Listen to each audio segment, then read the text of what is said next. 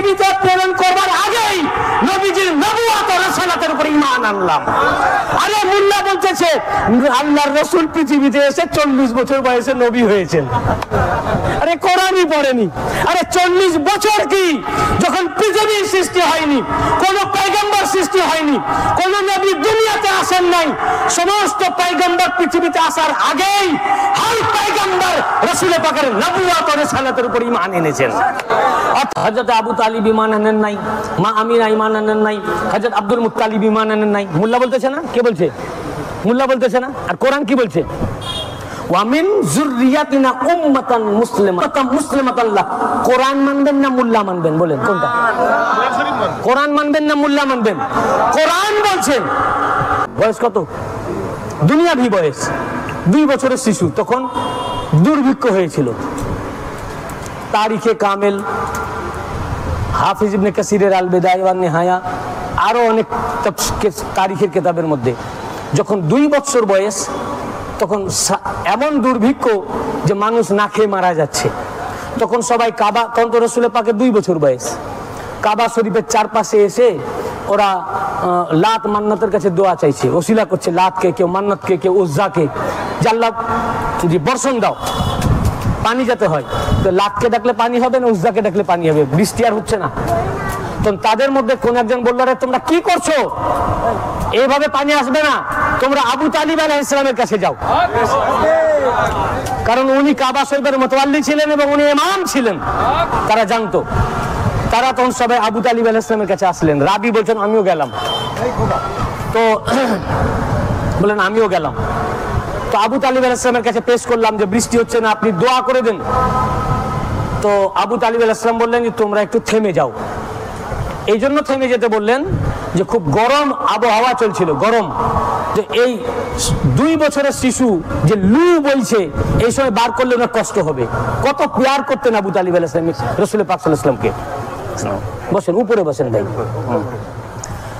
তো সূর্য যখন ঢলে গেল, রাসূল হযরত আবু তালিব আলাইহিস সালাম বার হলেন। রাবি বর্ণনা করছেন আবু তালিব একাই নয়, 2 বছরের শিশু রাসূল পাককে কোলে নিয়ে বেরিয়ে আসলেন। এই জন্য বলেছিলেন যে সূর্যটা একটু গড়ে যেতে দাও, মানে একটু ঠান্ডা হোক। অতঃপর হযরত আবু তালিব আলাইহিস সালাম কাবা শরীফের কাছে 2 বছরের শিশু হযরত মুহাম্মদ সাল্লাল্লাহু আলাইহি ওয়াসাল্লামকে নিয়ে আসলেন। আনার পরে সবাই যেখানে কেউ লাতকে ডাকছে, কেউ মান্নাতকে ডাকছে, কেউ উজ্জাকে ডাকছে, আবু তালিব আলাইহিস সালাম রাসূল পাকের দেহ মুবারকের পিঠকে কাবা শরীফের সাথে লাগালেন, মাসা করলেন। তারপরে এইভাবে উঁচু করে তুলে ধরলেন, ধরে বললেন হে বাড়ি তাআলা ইয়া রাব্বুল ইজ্জাত, ইয়া আল্লাহ তুমি এই শিশুর ওসিলায় বর্ষণ দাও। রাবি বর্ণনা করছেন,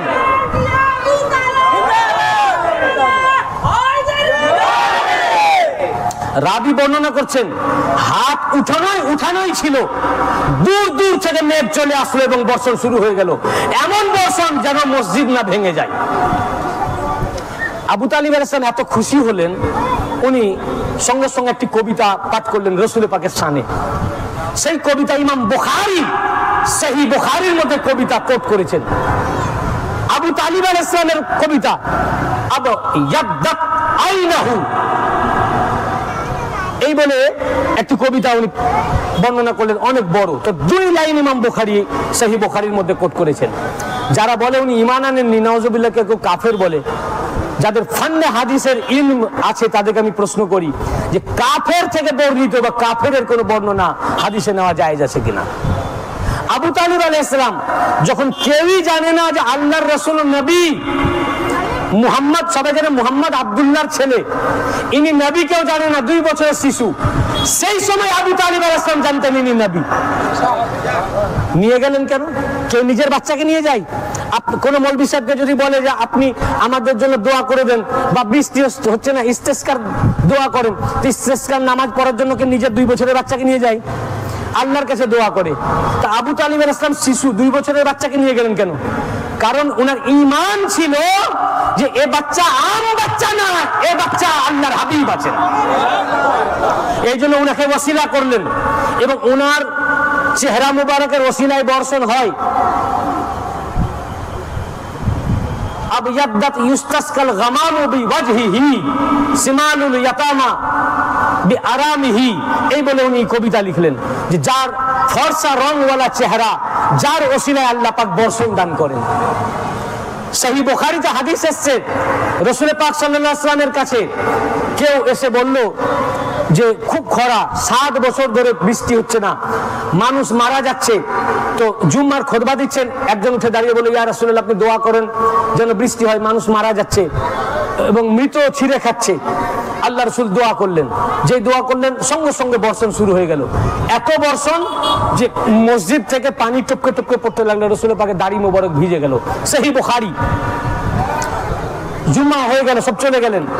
1 সপ্তাহ লাগাতার বৃষ্টি, এমন বৃষ্টি রাস্তাঘাট, নদী নালা, খাল বিল সব ডুবে গেল, ঘর বাড়ি ডুবে গেল, ঘর বাড়ি ভেঙে যাচ্ছে। ফের জুম্মা চলে আসলো, নবীজি খুতবা দিতে দাঁড়ালেন, সেই লোকটা আবার দাঁড়ালো, বলে ইয়া রাসূলুল্লাহ আপনার দোয়ার বরকতে এত বৃষ্টি, এত বর্ষণ যে ঘর বাড়ি সব ডুবে যাচ্ছে, নদী নালা সব ভেসে গেছে, রাস্তা সব ডুবে গেছে, আপনি দোয়া করেন যেন বৃষ্টি বন্ধ হয়ে যায়। আল্লাহ রাসূল আঙ্গুল দিয়ে ইশারা করলেন যে বৃষ্টি, এই মেঘ যেন ওই দিকে চলে যায়, এই এলাকায় যেন না হয়। সঙ্গে সঙ্গে রাবি বর্ণনা করছেন মেঘ ফেটে গেল, দৌড়ে ছুটে ছুটে চলে গেল, ওই এলাকা বৃষ্টি মুক্ত হয়ে গেল। আল্লাহ রাসূল হেসে ফেললেন, এমন হাসলেন দণ্ডন মুবারক দেখা গেল। এরপর বললেন, আজ যদি সহিহ বুখারী হাদিস, ইমাম বুখারী হাদিস রিওয়ায়াত করেছেন এবং হাফেজ ইবনে কাসির, সরি তাহজিব ইবনে হাজার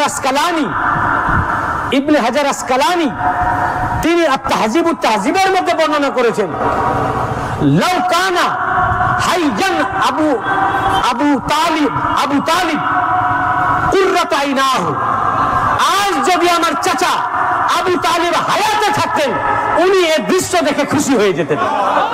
আরে ভাই, এই মুজেজার সময় আল্লাহর নবী স্মরণ করছেন কাফেরকে, নাউজুবিল্লাহ।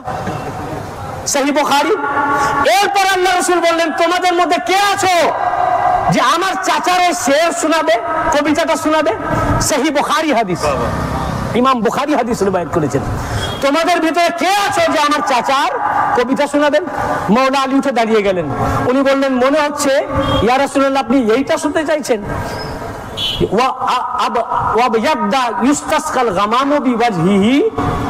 এটা শুনতে চাইছেন?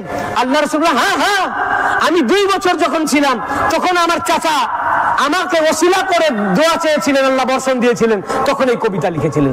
মাওলা আলী আলাইহিস সালাম দাঁড়িয়ে ওনার আব্বা জানের এই কবিতা রাসূলের পাককে শোনালেন। হযরত আব্দুল্লাহ ইবনে উমর বলেন যে, হযরত উমর বলেন আমাকে ইজাজত দেন, আমি কবিতাটা শোনাই। তখন আচ্ছা তুমিও শোনাও, উনিও তখন কবিতা শোনালেন। তো সহিহ বুখারীর মধ্যে হযরত আবু তালিবের আলাইহিস সালামের কবিতা, হ্যাঁ, তো কাফিরের কবিতা ইমাম বুখারী রিওয়ায়াত করেছেন, হ্যাঁ, আর আল্লাহ রাসূল শুনতে চাইছেন। আসলে যারা উনাকে কাফির বলে ওই কাফির হয়ে গেছে, উনার চাইতে বড় মুমিন কায়নাতে নাই। ইসলামের সবচেয়ে বড় মাদদগার হযরত আবু তালিব আলাইহিস সালাম। হযরত রাসূল পাকের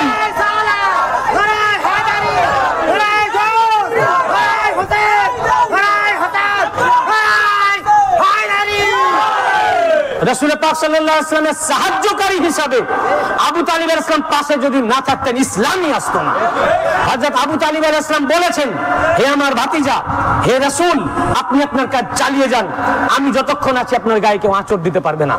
যার কারণে যতদিন হযরত আবু তালিব আলাইহিস সালাম দুনিয়ার বুকে ছিলেন, ততদিন আল্লাহর নবীকে কেউ হিজরত করাতে পারেনি, কেউ হিজরত করাতে পারেনি। সব সময় উনি উনার পাশে ছিলেন, সব সময় তাকে বয়কট করেছিল। আবু তালিব আলাইহিস সালাম ছিলেন, উনি ওই বয়কটের সাথে ছিলেন, সব সময় মাদাদ করেছেন। ইতিহাস পড়ো, হিস্ট্রি পড়ো, হাদিস পড়ো, বুঝেছেন না? যিনি সবচেয়ে বেশি সাহায্য করলেন ইসলামে রাসূল পাককে, তিনি নাকি ইমানদার না। আর চিরকাল যে রাসূল পাক এবং মাওলা আলীর সাথে দুশমনি করে গেল, সেই আবু সুফিয়ানের ছেলে মুয়াবিয়া নাকি পাক্কা মুসলমান। বুঝতে পেরেছেন না? হারামিরা হারামিকে চিনতে পারে। চিরকাল যারা দুশমনি করলো, ওহদের যুদ্ধ, বদরের যুদ্ধ, খান্দকের যুদ্ধ, হর যুদ্ধে আবু সুফিয়ানের সাথে মুয়াবিয়া ছিল। বদরের যুদ্ধ থেকে শুরু করে চিরকাল যে দুশমনি করে গেল, সে হচ্ছে জালিলুল কদর সাহাবী। আর প্রথম থেকে যিনি সাহায্য করে গেলেন ইসলামে, যার সাহায্যে ইসলাম এত বড় হলো, তিনি নাকি মুসলমান না। ব্যাপারটা বুঝতে পেরেছেন? এদের ঈমান কোন জায়গায়? রাসূল পাকের আব্বা আম্মা চাচা ইনারা হচ্ছেন মুসলমান নয়, আর দুশমনে রাসূল আজ হচ্ছে সবচেয়ে বড় জলিলুল কদর সাহাবী। তার মানে কি? এরাই চেয়েছিল ইসলামকে রুখতে, মূর্তি পূজাকে এস্টাবলিশ করতে, মূর্তিকে এস্টাবলিশ করতে। এরাই তো ওহদের যুদ্ধ, বদরের যুদ্ধ করেছিল কি? একত্ববাদের বিরুদ্ধে তো এদের যুদ্ধটা ছিল না। এরা চেয়েছিল মূর্তিকে এস্টাবলিশ করতে, যে আল্লাহ এক নয়, আল্লাহ অনেক, 360।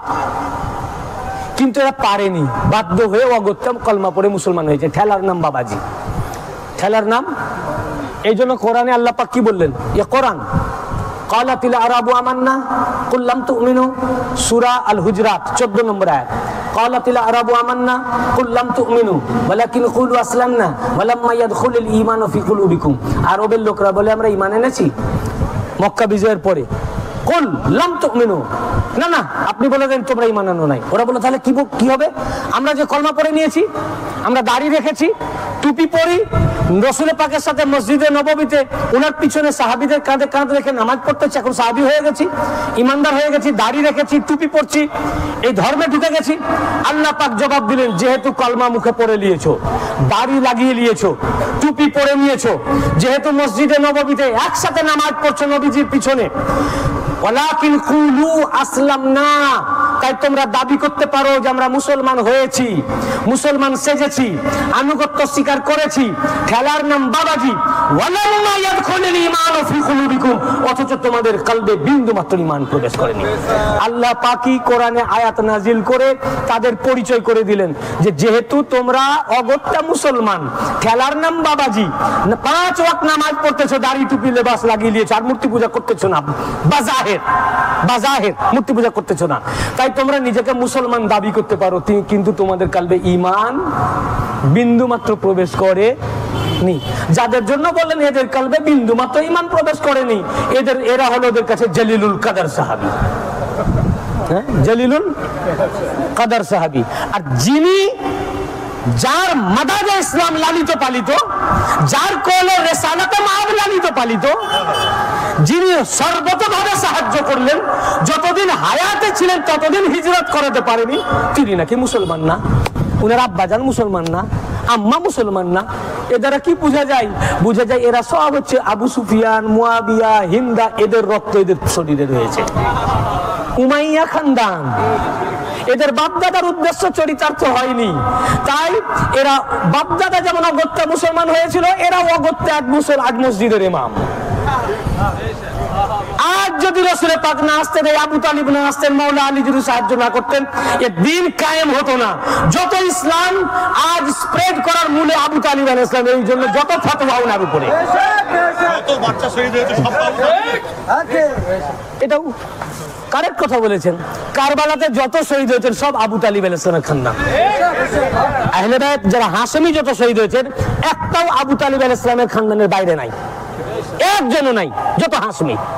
তা আল্লাহ পাক ইসলামকে জীবিত করার জন্য যাদের রক্তকে কবুল করেছেন, তিনারা হচ্ছেন আবু তালিব আলাইহিস সালামের রক্ত। যা কোটা আমার আজকে সাবজেক্ট নয়, প্রসঙ্গ ক্রমে চলে। 127 থেকে 129 নম্বর আয়াত। ওয়া ইজ ইয়ারফাউ ইব্রাহিমুল কওয়াইদা মিনাল বাইত ওয়া ইসমাঈল রব্বানা তাকাব্বাল মিন্না ইন্নাকা আনতাস সামিউল আলিম।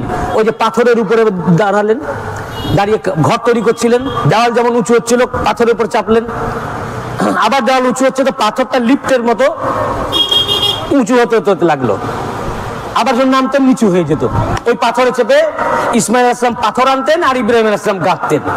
যখন ঘর তৈরি হয়ে গেল, ওই পাথরের উপরে দাঁড়িয়ে দোয়া করলেন, এ আল্লাহ তুমি আমার পক্ষ থেকে, ইব্রাহিম আলাইহিস সালাম বলেন আমাদের এই দুজনের পক্ষ থেকে, ইব্রাহিম এবং ইসমাঈল আলাইহিস সালাম কাবা ঘরের ভিত্তি স্থাপন করলেন।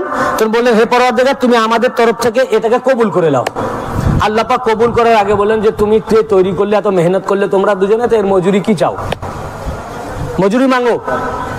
তার মজুরি হিসাবে শুনুন, খাস পয়েন্ট, ইব্রাহিম আলাইহিস সালাম বললেন ওই পাথরের উপরে দাঁড়িয়ে, রব্বানা ওয়াজআলনা মুসলিমাইন লাক, আল্লাহ এর মজুরি হিসাবে চাই, এই যে কাবা ঘর তৈরি করলাম এর মজুরি আমাদের দুজনকে, বাপ বেটাকে তোমার জন্য মুসলমান বানাও। কি বানাও? মুসলমান বানাও।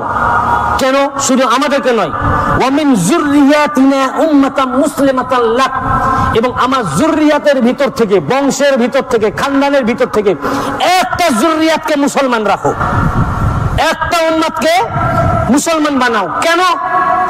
কারণ আমার এই উজরাত হিসাবে চাওয়া একটি, আজ যে আমি কাবা গৃহ বানালাম, আপনি যে মজুরি বললেন এর মজুরি একটাই চাই, রব্বানা ওয়াবআস ফীহিম রাসূলাম মিনহুম ইয়াতলু আলাইহিম আয়াতিক ওয়া ইউআল্লিমুহুমুল কিতাবা ওয়াল হিকমা ওয়া ইউযাক্কিহিম ইন্নাকা আনতাল আজিজুল হাকীম। ইয়া আল্লাহ, ওই মুসলমান উম্মতের ভিতর থেকে আখেরি রাসূলকে পয়দা করো। আমি যে ঘর বানালাম এই ঘরের মজদুরি হিসাবে একটি চাই, আখেরি রাসূলকে আমার খানদানে পয়দা করো,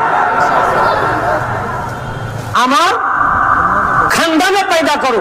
আর আমার খানদানে পয়দা করার জন্য ইব্রাহিম আলাইহিস সালামের খানদান বিশাল, তো বলে আমার খানদানে পয়দা করার জন্য যে খানদানে যে যুররিয়াতের ভিতর থেকে এই নূর আসবেন, এই পুরো যুররিয়াতকে মুসলমান রাখো, মুসলমান বানাও। কারণ এই আখেরি নবী পাক ও পবিত্র, এই নূর কখনো নাপাকের পৃষ্ঠদেশে, নাপাকের সিলবে ও নাপাকের রেহেম মোবারক আসবেন না। কাজে নূরকে আসার জন্য যাদের যাদের পৃষ্ঠদেশ থেকে উনি আসবেন, যাদের যাদের সুলভ থেকে আসবেন, যাদের যাদের রেহেম মোবারক থেকে আসবেন, তাদের সবাইকে পাক ও পবিত্র হতে হবে, সবাইকে মুসলমান হতে হবে। এই জন্য আমার যত বংশ আছে সবারই জন্য চাইছি না, যে বংশে আখেরি রাসূল আসবেন এই চেনকে ওয়ামিন যুররিয়াতিনা উম্মাতাম মুসলিমাতান লাক, ইয়া কোরআন, একই কোরআন। আমার সমস্ত বংশের ভিতরে একটা বংশকে মুসলমান রাখো, যাতে ওই বংশে আখেরি রাসূল আসতে পারে। একটা দলকে কি রাখো? মুসলমান। আমাদের দুজনকে মুসলমান বানাও, আর এই দুজন থেকে যে যুররিয়াত, যে বংশে, যে খানদানে রাসূল পাক আসবেন এই চেনটাকে মুসলমান রাখো। এই আয়াত পাক থেকে সাবেক ইব্রাহিম আলাইহিস সালাম থেকে রাসূল পাক, শুধু আদম আলাইহিস সালাম থেকে রাসূল পাক আসার আগ পর্যন্ত যে খানদানের ভিতর থেকে নূরে মুহাম্মদী এসেছেন, যাদের যাদের সুলবে এসেছেন, এই পুরা সুল आदम से लेकर इब्राहिम, हजरत अब्दुल्ला और अबू तालिब अलैहिस्सलाम तक ये पूरा खानदान उम्मत मुस्लिमा। अल्लाहु अकबर, नारे तकबीर, अल्लाहु अकबर, नारे रिसालत, नारे रिसालत, नारे हैदरी, नारे हैदरी, ईद मिलादुन नबी। हजरत अब्दुल्ला ईमान आनेन নাই, हजरत আবু তালিব ঈমান আনেন নাই, মা আমিনা ঈমান আনেন নাই, হযরত আব্দুল মুত্তালিব ঈমান আনেন নাই। মোল্লা বলতেছে না? কে বলছে? মোল্লা বলতেছে না? আর কোরআন কি বলছে? ওয়া মিন যুররিয়াতিনা উম্মাতান মুসলিমাতান লাক, ये पूरा जुर्रियत के मुसलमान बनाओ। रसूल पाकेर पूरा जुर्रियत जे खानदानेर ভিতর থেকে আসবেন, আদম আলাইহিস সালাম থেকে শীস আলাইহিস সালাম, আদম আলাইহিস সালাম থেকে হযরত বিবি হাওয়ার রহিম মুবারক, সেখান থেকে শীস আলাইহিস সালাম, এইভাবে যে এক মুমিন এনাদের মাধ্যম দিয়ে আসছেন। যে ইব্রাহিম আলাইহিস সালাম, তারেক ইব্রাহিম আলাইহিস সালামের আব্বা, তারেক থেকে ইব্রাহিম আলাইহিস সালাম, ইব্রাহিম আলাইহিস সালাম থেকে ইসমাইল আলাইহিস সালাম, ইসমাইল আলাইহিস সালাম থেকে হযরত আব্দুল্লাহ, আব্দুল মুত্তালিব আলাইহিস সালাম, আব্দুল মুত্তালিব থেকে নূর দুভাগ হয়ে গেল, হযরত আব্দুল্লাহ, আবু তালিব। এই যে যুররিয়াত, ওয়া মিন যুররিয়াতিনা উম্মাতাম মুসলিমাতান লাক। কোরআন মানবেন না মোল্লা মানবেন? বলেন কোনটা? কোরআন মানবেন না মোল্লা মানবেন? কোরআন বলছেন, আল্লাহ পাক ইব্রাহিম আলাইহিস সালাম বলছেন আমাদের দুজনকে মুসলমান বানাও, ইব্রাহিম ও ইসমাইল আলাইহিস সালামকে। আর যে খানদানের ভিতরে ইব্রাহিম আলাইহিস সালাম আসবে, রাসূল পাক আসবেন, আমার এই খানদানের ভিতরে ওই পুরো যুররিয়াতকে মুসলমান বানাও।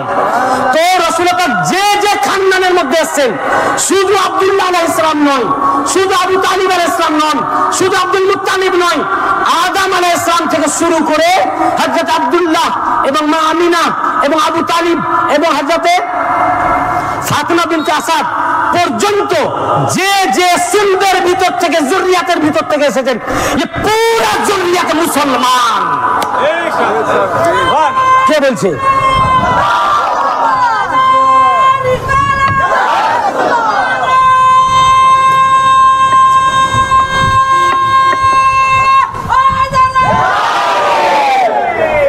কে বলেছেন?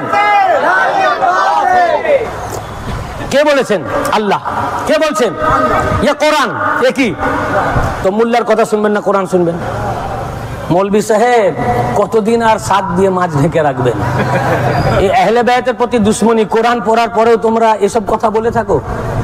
হ্যাঁ, এ তো আমি আমার ঘর থেকে বলছি না, এ কোরআন। আজ আমি পুরা কোরআন থেকেই বলবো। হ্যাঁ, কোরআন। এই মৌলভী সাহেবদের এত, মৌলভী সাহেব আপনাদের এত এত রাগ কেন আহলে বাইত পাকের প্রতি, রসুল পাকের প্রতি, ঘরানার প্রতি এত আপনাদের আক্রোশ কেন? এখনো সময় আছেন, তওবা করেন, ঈমান নিয়ে আসেন। কুল্লু নাফসিন যায়কাতুল মাউত। আমি কারো বিরোধিতা করার জন্য আসিনি। আপনি ভুল পথে আছেন, আপনাকেও আমি সিধা রাস্তায় আনার জন্য এখানে এসেছি। আমি মেদিনীপুর দরবার পাকের পক্ষ থেকে এসেছি। মেদিনীপুর দরবার পাকের বর্তমান সাজ্জাদ হোসেন হযরত পাকের আমি গোলাম ও দাস। ওনাদের মেসেজ নিয়ে আমি আপনাদের কাছে এসেছি। আমি একটু আমার নিজের কথা বলতেছি না। কোরআনে এটা না পান আমাকে বলেন, থাকার পরেও না মানেন, লাইক রাফিদ্দিন। ধর্মে কোনো জবরদস্তি নাই। কেউ যদি বলে কোরআন মানি না, তো আমি কি করব? আমি বুঝবো তুমি মুসলমান না। মৌলভী সাহেব কতদিন তোমরা এ দুশ্মনী ঢেকে রাখবে? 1400 বছর হলো, এখনো দুশ্মনী করতেছো। সিধা রাস্তায় আসো, তওবা করো। কিন্তু কিয়ামত পর্যন্ত মৌলভীদের দুশ্মনী যাবে না। আল্লাহ বলছেন মুসলমান, এ কোরআন। আল্লাহ বলছেন, কোরআন বলছে মুসলমান। এরা বলছে যে না, ওনারা আবু তালিব আলাইহিস সালাম তো ঈমান আনেন নাই, আব্দুল্লাহ ঈমান আনেন নাই আলাইহিস সালাম, হযরত আব্দুল মুত্তালিব আলাইহিস সালাম ঈমান আনেন নাই। আর আল্লাহ বলছেন মুসলমান, ওয়া মিন যুররিয়াতিনা উম্মাতাম মুসলিমাতান লাক। তাহলে যারা এক ওনাদেরকে মুসলমান অস্বীকার করে, ও কি অস্বীকার করলো? কোরআন। কি অস্বীকার করলো? তো সে আর মুসলমান থাকলো? তো ওই মৌলভী তো আর মুসলমানই না। তো যতই 3 হাত লম্বা দাড়ি থাকুক, পিছনে নামাজ জায়েজই নাই। ও তো মুসলমান না, কেন? কোরআন অবমাননাকারী।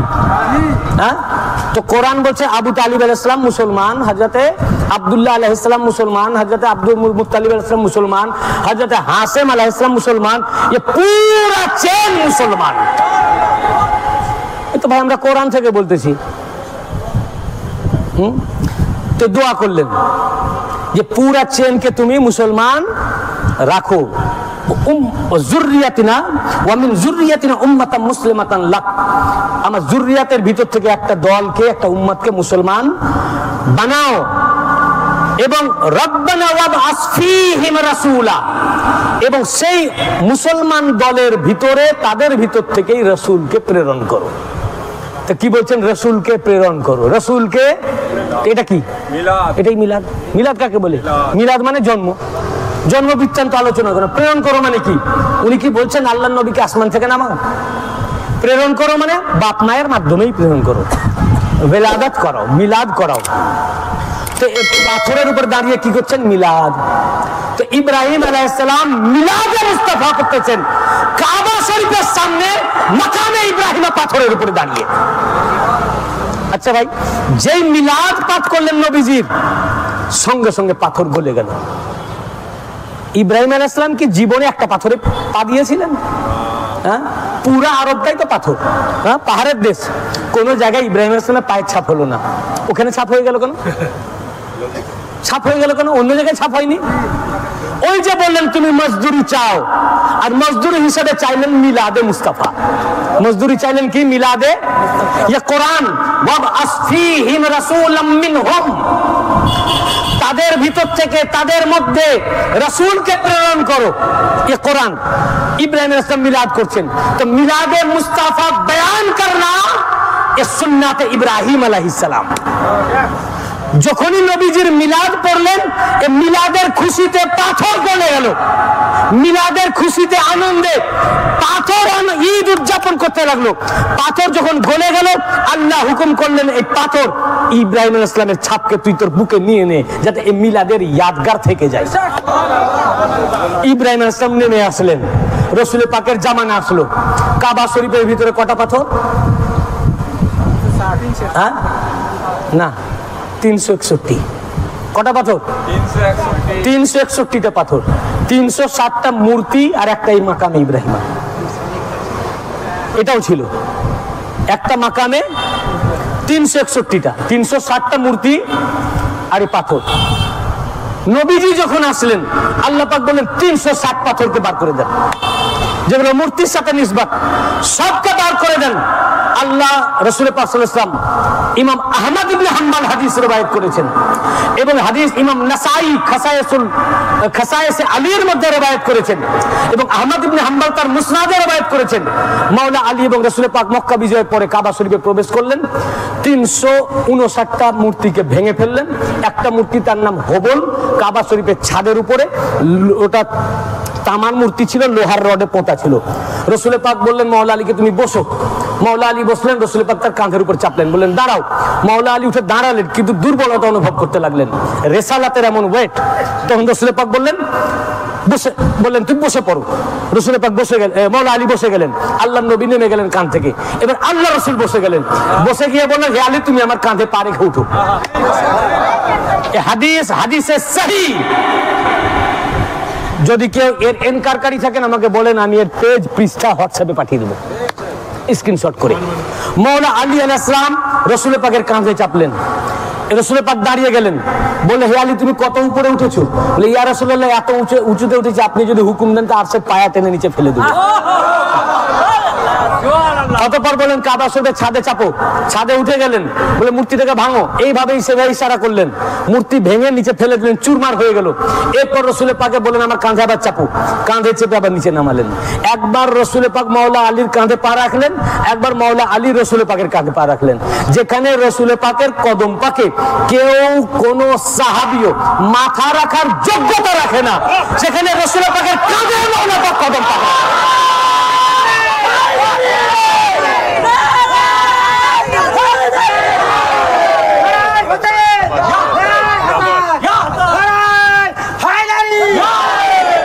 पंचतंत्र 5 नारा, 1 नारा हैदरी,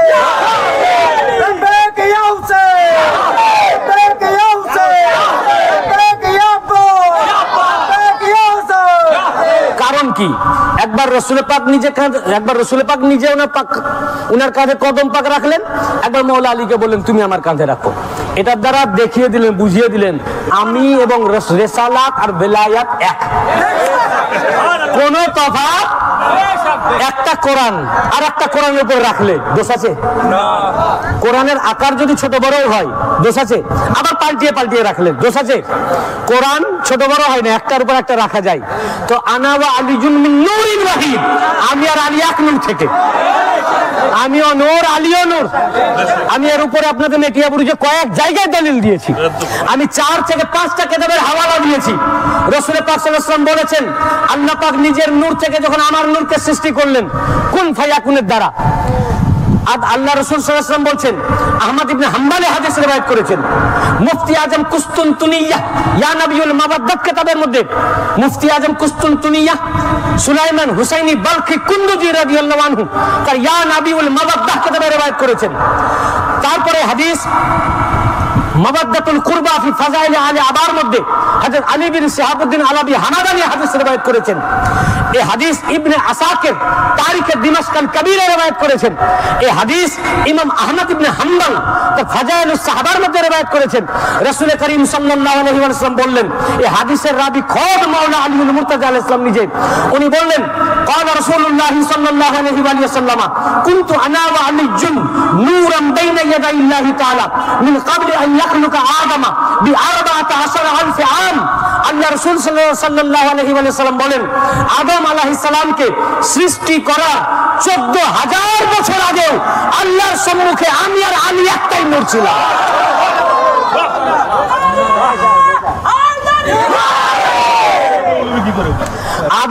ইমাম সৃষ্টি হয়নি, এ ওয়ালিউল্লাহ কা বাত नहीं, এ আমার মেদিনীপুর দরবারের কথা না, আমার হুজুর পাকের বাণী বয়ান করতেছি না, আমার পীরের কথা আমি নাম দিয়ে কখনো কাউকে বলি না, যেটা তোমরা মাদ্রাসায় পড়াও তোমাদের কিতাবে রয়েছে। তোমরা যে কিতাবের হাওয়ালা দিয়ে বই লেখো ওই কিতাবে রয়েছে। কিতাব খুলে দেখো, হাদিসের ইসনাদ সহি, হাদিসের ইসনাদ সহি, টপ র‍্যাঙ্কের হাদিস। আল্লাহ রাসূল সাল্লাল্লাহু আলাইহি ওয়াসাল্লাম বলেন আদম আলাইহিস সালামকে সৃষ্টি করা হয়নি, তারও 14,000 বছর আগে আল্লাহ পাক নিজের নূর থেকে যে নূর সৃষ্টি করেছেন ওটা আমি এবং আলীর নূর। নূরের নাম আহমদ, নূরের নাম আহমদ, কিন্তু তার ভিতরে রয়েছেন আলী। সুম্মা, অতঃপর আল্লাহ পাক সুম্মা খালাকাল্লাহু আদম, অতঃপর 14,000 বছর পর যখন আদম আলাইহিস সালামকে আল্লাহ পাক তৈরি করলেন, নূর আছেন, ওই নূরকে আদম আলাইহিস সালামের পৃষ্ঠদেশে শুলবে রাখলেন। নূর কটা? একটা, নাম আহমদ, কিন্তু ওই নূরের ভিতরে আলী, দুটো নূর মিলে এক। এই নূর আদম আলাইহিস সালামের পর শীস আলাইহিস সালামের পৃষ্ঠদেশে এইভাবে এক মুমিন এক মুমিনা, এক মুমিন এক মুমিনা, এক মুমিন এক মুমিনার মাধ্যমে ক্যারি করতে করতে আনতে লাগলেন, দিয়ে বললেন আমার দাদা জান আব্দুল মুত্তালিব আলাইহিস সালাম পর্যন্ত নূর আসলেন। ফানিসফাইন কিসমাইন, অতঃপর এই নূর আব্দুল মুত্তালিব আলাইহিস সালামের পর সমান দুভাগে ভাগ হয়ে গেল, সমান নিসফাইন কিসমাইন, সমান দুভাগে ভাগ হয়ে গেল। আখরাজা কিসমুহু ফি সুলবি আব্দুল্লাহ, দুই ভাগে ভাগ হয়ে এক ভাগকে আমার আব্বা আব্দুল্লাহ পৃষ্ঠদেশে রাখলেন। ওয়া কিসমুহু, আর দ্বিতীয় ভাগকে আল্লাহ পাক ফি সুলবি আম্মি আবি তালিব, দ্বিতীয় ভাগ আমার চাচা আবু তালিবের পৃষ্ঠদেশে রাখলেন। অতঃপর আব্দুল্লাহর পৃষ্ঠদেশের নূর থেকে আমি, আর আবু তালিবের পৃষ্ঠদেশের নূর থেকে আলী। ফাআনা ওয়া আলীউন মিন নূরিন ওয়াহিদ, অতএব আমি আর আলী এক নূর থেকে, অতএব আমি এবং আলী এক নূর থেকে। ওয়া আনা আলীউন মিন্নি ওয়া আনা মিনহু, অতএব আলী আমার থেকে, আমি আলীর থেকে। ফামান আহাব্বাহু ফাবে হুব্বে হাব্বাহু, মান আবগাদাহু ফাবে বুগদে আবগাদাহু, অতএব যে আমাকে ভালোবাসে, যে আলীকে ভালোবাসে আমার কারণেই তাকে ভালোবাসে, আর যে আলীর সাথে শত্রুতা রাখে আমার কারণেই তার সাথে শত্রুতা রাখে। বুঝতে পেরেছেন না? তো আল্লাহ রাসূলের হাদিসে পাক যে একই নূর, আনা ওয়া আলিয়ুন মিন নূরিন ওয়াহিদ, আমি এবং আলী এক নূর। সালমান ফারসি রাদিয়াল্লাহু আনহু হাদিসের রওয়ায়াত করেছেন, এটা মাওলা আলী থেকে। হযরত সালমান ফারসি রাদিয়াল্লাহু আনহু বলেছেন আনা ওয়া আলিয়ুন মিন নূরিন ওয়াহিদ, রাসূল পাক সাল্লাল্লাহু আলাইহি ওয়াসাল্লাম বলেন আমি এবং আলী এক নূর থেকে। তো নূর ছোট বড় হয়, কম বেশি হয়। একটা মোমবাতি থেকে আরেকটা মোমবাতি জ্বালালেন, তো ওই যেটা জ্বলছিল সেটা থেকে একটা জ্বালালেন, তাহলে যেটাকে জ্বালালেন ওর আলো কম হবে নাকি? হ্যাঁ, সেটা থেকে আরেকটা, সেটা থেকে আরেকটা, সেটা থেকে আরেকটা, 100টা বাতি জ্বালালেন, 100 নম্বর বাতির আলো একবার মিট মিট করবে? হবে না, না? প্রথম বাতি যে আলো দিবে, লাস্ট বাতি। তো রাসূল পাক সাল্লাল্লাহু আলাইহি ওয়াসাল্লাম মদিনা মুনাওয়ারাতে এই বাতি জ্বালালেন। এই বাতি থেকে নজফ শরীফের বাতি, কারবালা শরীফের বাতি, বাগদাদ শরীফের বাতি, না আজমির শরীফের বাতি, মেদিনীপুর শরীফের বাতি, সব বাতি জ্বলতেছে। মদিনা শরীফ যে আলো দিচ্ছে, মদিনা শরীফ থেকে যে আলো বিচ্ছুরিত হচ্ছে, সেই আলো নজফ শরীফ থেকে, কারবালা শরীফ থেকে, একই আলো বাগদাদ শরীফ থেকে, একই আলো মেদিনীপুর শরীফ থেকে, সেম আজমির শরীফ থেকে। বুঝেছেন না? সব নূর। রাসূল পাক এটাই দেখালেন, এই জন্য একবার নিজেকে নিজের কাঁধে চাপলেন, আবার নিজেকে কাঁধে নিলেন, মানে আমরা দুজনেই এক, শুধু তফাৎ একটাই, আমি নবুয়ত খতম করনে ওয়ালা, আমার পর কোনো নবী নাই, কাজে আমার নবুয়ত ও রিসালাত, ইমামত ও বেলায়েত রূপে মাওলা আলীর কাছে গেছে। জিনিস এক, জিনিস এক। তো কাঁধে করে নিয়ে মূর্তি ভাঙলেন, মূর্তি অপসারণ করলেন। আল্লাহ পাক কোরআনে আয়াত নাযিল করলেন। তাহলে কয়টা পাথর ছিল? ওই মূর্তিগুলো তো পাথরের নাকি? কাবার ভিতরে কয়টা পাথর ছিল? 61টা। আল্লাহ হুকুম করলেন 360কে বার করে দেন। 360 বার করে দিলেন। বলে ইয়া আল্লাহ, আর একটা যে পাথর আছে, ইসলাম তো পাথর পূজার জন্য শিখাতে আসেনি। আল্লাহ পাক বলেন ওয়াত্তাখিযু মিন মাকামে ইব্রাহিমা মুসাল্লা, হে আমার হাবিব, এটা আপনার মিলাদের ইয়াদগার। আপনার মিলাদ করেছেন ইব্রাহিম আলাইহিস সালাম, তার পায়ের ছাপ রয়েছে, অতএব এটাকে কাবা শরীফের সামনে গেড়ে দেন। সকল মুসলমানের প্রতি হুকুম হয়ে গেল ওয়াত্তাখিযু মিন মাকামে ইব্রাহিমা মুসাল্লা, এই মাকামে ইব্রাহিম, এই পাথরটিকে তোমরা নামাজের জায়গা বানাও। কি বানাও? নামাজের পাথরের সামনে এসে গিয়ে নামাজ পড়ো, পাথরের সামনে। পাথর,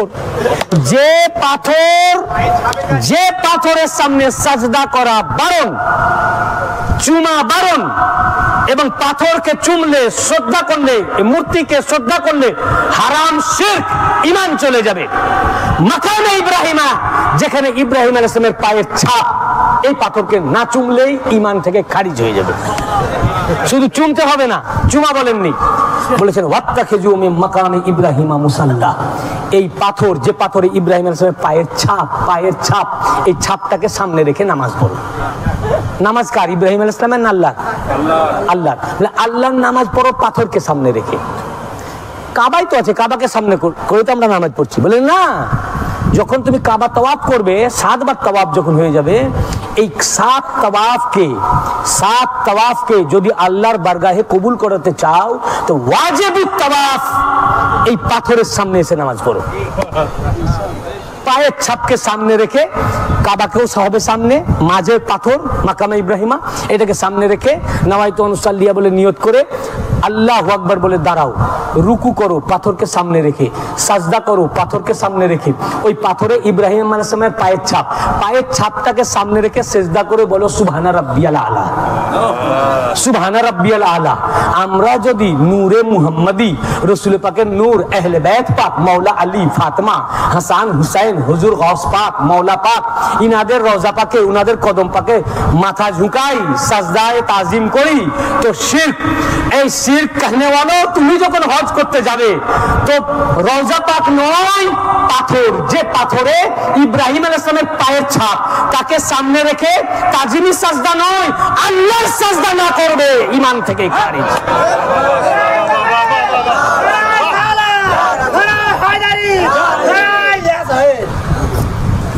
ঈমান থেকে খারিজ। ওয়াজিবুত তাওয়াফ, 7 বার যে তাওয়াফ করা হলো, এটাকে কবুল করার জন্য ওই পাথরকে সামনে রেখে নামাজ, পায়ের ছাপকে সামনে রেখে, কি পায়ের ছাপকে সামনে রেখে নামাজ, সাজদা করো, তখন শিরক হয় না। না, এটা কি জন্য? খামাখা আল্লাহ করেছেন হেদায়েত করার জন্য। কি? ওখানে নবীজির ইয়াদগার আছে, নবীজির ওখানে ইব্রাহিম আলাইহিস সালাম মিলাদ পাঠ করেছিলেন, পাথরে দাঁড়িয়ে মিলাদ পড়েছিলেন। এই জন্য আল্লাহ পাক পায়ের ছাপকে ওখানে মাহফুজ করে নিয়েছেন।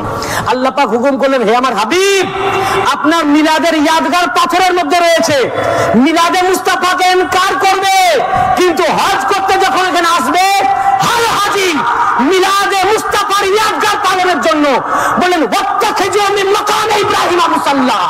তোমরা আসো হজ করতে এসে মিলাদে মুস্তাফা মানাও, ইয়াদগার পালন করো। নবীজির মিলাদ করতে গিয়ে, মিলাদে মুস্তাফা করতে গিয়ে ইব্রাহিম আলাইহিস সালামের যে ছাপ আল্লাহ পাক করে নিয়েছেন, সেখানে গিয়ে সাজদা করো, নামাজ পড়ো, সেখানে গিয়ে।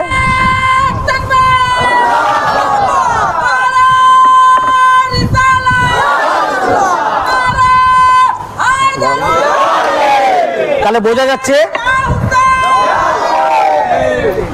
সব পাথর এক নয়, সব পাথর, ওটাও পাথর, লাতও পাথর, মান্নাতও পাথর, উজ্জাও পাথর, মাকামে ইব্রাহিমাও পাথর। বুঝেছেন না? মাকামে ইব্রাহিমা ওটাও পাথর। ওই পাথর মূর্তির সাথে নিসবাত, এই পাথর আল্লাহর হাবিব এবং আল্লাহর খলিলের সাথে নিসবাত, নিসবাতের জন্য। তা আল্লাহর খলিল এবং আল্লাহর হাবিবের সাথে যে পাথরের নিসবাত, ওটা হচ্ছে ওই পাথর হচ্ছে সাজদাগাহ। লাত মান্নত উজ্জা, ওই পাথরে সাজদা করলে ঈমান চলে যাবে, ও শিরক হয়ে যাবে, ও মুশরিক হয়ে যাবে, ও কাফির হয়ে যাবে। যে পাথরের নিসবত নবী রাসূলুল্লাহর সাথে, আল্লাহ পাক বলেছেন ওখানে এসে নামাজ পড়ো, ওখানে মাথা ঝুঁকাও, সাজদা করো, সুবহান রাব্বিয়াল আলা বলো, তাজিমি সাজদা নয়, আল্লাহর সাজদা করো, আল্লাহ সাজদা করো। তো যেখানে যে পাথরের সাথে মূর্তির নিসবত, ওটাকে শ্রদ্ধা করলে ঈমান থেকে খারিজ। যে পাথরের সাথে আল্লাহর রাসূল এবং আহলে বাইতের নিসবত, ওই পাথর সাজদা গাহ হয়ে যায়। এটাই তো সবচেয়ে বড় দলিল কোরআন। বলে ওয়াত্তাখিযু মিন মাকামি ইব্রাহিমা মুসাল্লা, মাকামে ইব্রাহিমা পাথরটিকে যেখানে ছাপ রয়েছে, ওটাকে তোমরা নামাজের জায়গা বানাও, নামাজের জায়গা। পাথরকে নামাজের জায়গা বানাতে বলছেন সামনে রেখে। বুঝতে পেরেছেন না? সব হাজি, কি বেরেলি, কি দেওবন্দি, কি ওয়াহাবি, কি লামাজাবি, কি জামাত ইসলামী, তাবলিগ জামাত, ওই পাথরে গিয়ে নামাজ পড়তে হবে সামনে রেখে। খুব ভিড়ের কারণে যদি সামনে নাও দাঁড়াতে পারেন, এত ভিড়, সব অত লোক তার সাথে দাঁড়াতে পারবে না, তাহলে একটু সাইড হতে হবে, কিন্তু কেবলাকে তো সামনে রাখতে হবে। তো ভিড়ের কারণে যদি সাইডও হয়, নিয়ত করতে হবে যে আমি পাথরকে সামনে রেখে নামাজ পড়তেছি, পায়ের ছাপকে সামনে রেখে নামাজ পড়তেছি। তো আল্লাহ তো এটা বিধান করে দিয়েছেন ভাই, এ বিধান। মিলাদে মুস্তাফা আজকে আমরা মানাচ্ছি হারাম, আর তোমাকে যে মাসেই যাও, যে চাঁদেই যাও, তোমাকে ওখানে মিলাদে মুস্তাফা মানাতে হচ্ছে। আল্লাহ পাক বললেন মিলাদে মুস্তাফা যেন হার হাজি এসে পালন করতে পারে, এই জন্য বললেন আপনার মিলাদ পাঠ করার কারণে ইব্রাহিম আলাইহিস সালামের যে পায়ের ছাপ হয়েছে ওটাকে গেড়ে দেন।